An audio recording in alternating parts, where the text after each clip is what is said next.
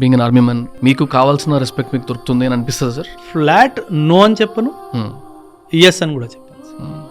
ఆ heat of the మూమెంట్లో government will promise I will give 2 acres of land to the family.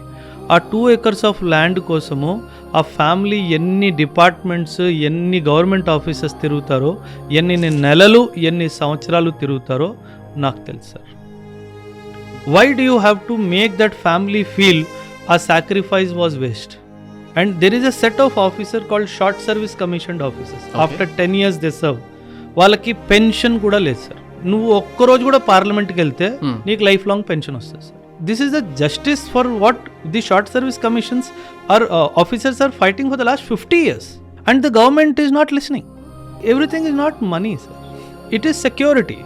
అంటే నాకేమని అయిపోతే నా పిల్లల్ని ఈ దేశం చూసుకుంటుందా?